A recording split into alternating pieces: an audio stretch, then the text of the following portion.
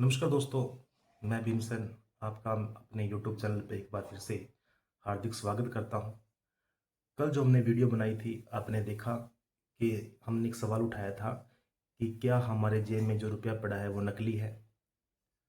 तो इस बात को समझने के लिए हमें रुपये का इतिहास मालूम होना बहुत ज़रूरी है। और जो रुपये का इतिहास है वो प्राचीन काल से ही मानक रूप में सोने में चलता है और इसके दस्तावेज हमारे किताबों में और ऑनलाइन आपको मिल जाएंगे। तो जो प्राचीन काल से हमारे अर्थशास्त्री रहे हैं और अंग्रेजों के शासन से पहले शहनशाह शेर शाह सूरी को रुपया बनाने का श्रेय दिया गया था। शहनशाह शेर शाह सूरी ने सबसे पहले प्राचीन काल के मानक को मानते हुए चांदी का सिक्का बनाया था, जिसका वजन 179 ग्रेन था और उसको चलन में लेके आए। उसके बाद वो एक रुपये का एक इकाई था, मतलब सबसे पहले वो एक रुपया था, एक इकाई बराबर था। उसके बाद अगर मान लो किसी के पास 1 से 5 सिक्के इकट्ठे होते हैं या 1 से 5 रुपये बनते हैं तो सबसे बड़ी इकाई 5 रुपये हो जाती है। उसी तरह से किसी के पास इकट्ठे 10 रुपये आते हैं तो उसकी सबसे बड़ी इकाई 10 रुपये हो जाती है। इसी को लेते हुए शहनशाह शेर शाह सूरी ने सोने का सिक्का बनाया, जिसे हम अपने बुजुर्गों के नाम बुजुर्गों से सुनते हैं कि पुराने टाइम में मोहर हुआ करती थी, तो उसको नाम दिया गया मोहर।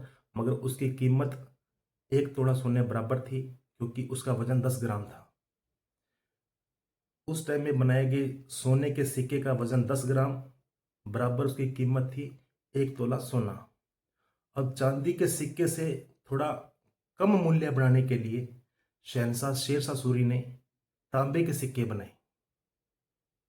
तांबे के सिक्के को हम दाम बोलते थे। यह भी आपने सुना होगा बड़े बुजुर्गों से कि पुराने समय में दाम चला करते थे। तो इस तरह से सबसे जो पहले रुपए को जन्म देने वाले थे वो शहनशाह शेर शाह सूरी थे। उसके बाद अंग्रेज आए और उसके बाद धीरे धीरे हमारे रुपए की जो अर्थव्यवस्था है वो बदलना शुरू हो गई थी। तो आगे हम इस बारे में और ज़्यादा जानकारी करेंगे, लेकिन मैं आपको बता दूं कि जो वो सिक्के थे, 10 ग्राम का सोने का सिक्का 10 रुपये बराबर, वो आज भी चलन में है।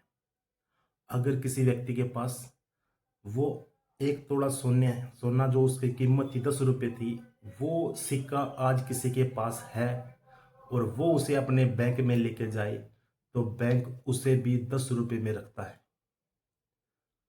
अगर इस बात को आप स्पष्टीकरण करना चाहते हैं, अगर किसी व्यक्ति के पास पुराने टाइम के सिक्के हैं वो बैंक में ले जाकर देख सकते हैं, क्योंकि ये कानून है कि भारत की मुद्रा को कोई भी बैंक लेने से मना नहीं कर सकता जब तक उस पर कोई प्रतिबंध नहीं लग जाए।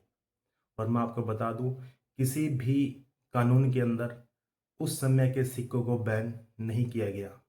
हो सकता है आपको लोग बोल दें कि वो चीज़ तो आज के टाइम में चलन में नहीं है और वो बंद हो चुके हैं। मैं आपको बता दूं ये बात बिल्कुल गलत है। वो सिक्के आज भी चलन में हैं, उसे आज भी बैंक लेने से मना नहीं कर सकता। पर दिक्कत वहाँ है, वो चांदी का सिक्का हो या सोने का सिक्का हो, आज भी बैंक उसे 10 रुपये में या 50 पैसे में या अपने मन मानी रूप से उसे जमा करता है। तो दोस्तों, इस बारे में हो और ज़्यादा जानकारी लेंगे, कृपया इस चैनल को सब्सक्राइब करें, शेयर करें, क्योंकि आने वाले समय में हम इसमें बहुत से खुलासे करेंगे, जो कि सबसे बड़ा काम होगा लोन। इसी कर मैं आपको बता दूं, मैं कल की वीडियो देखने के बाद किसी व्यक्ति का फ़ोन आया था मेरे पास। उसने कहा कि वो बैंक में है और जो मैं बात बता रहा हूँ वो गलत है। मैंने पूछा, सर कैसे गलत है, आप मुझे बताएं, क्या आरबीआई नोट छापने के ऊपर कोई नियम कानून नहीं होता? उन्होंने कहा कि नहीं, ऐसा कोई बात नहीं होती, सोने का जो मानक रूप था वह बंद कर दिया गया। मैंने कहा सर आपके पास कोई इसका प्रूफ है या कोई लिखित में लेटर है? बोला नहीं है। उन्होंने बिल्कुल नकार दी इस बात को। फिर मैंने पूछा उनसे कि क्या आरबीआई मन चाहे उतने नोट छाप सकती है? तो उन्होंने कहा जी हाँ, आरबीआई जितना चाहे उतना पैसा छाप सकती है, उस पर कोई मतलब रोक नहीं लगा सकता।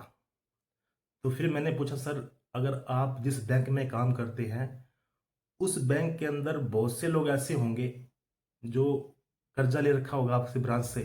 बोला जी हाँ है।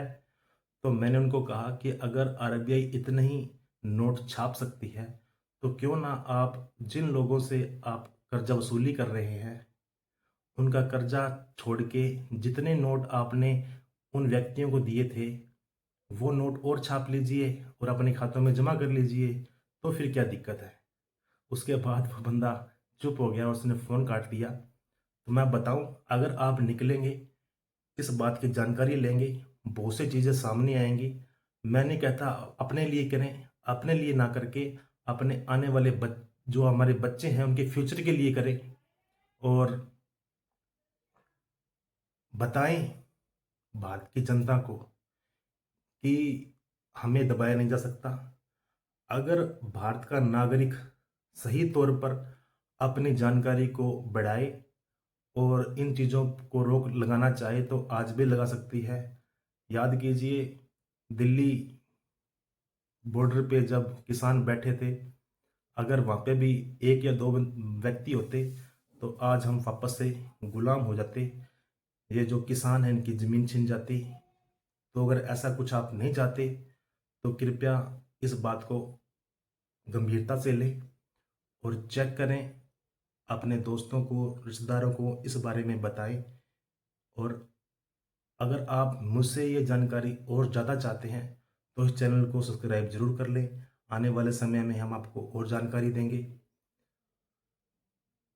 तब तक के लिए नमस्कार, जय हिंद, जय भारत।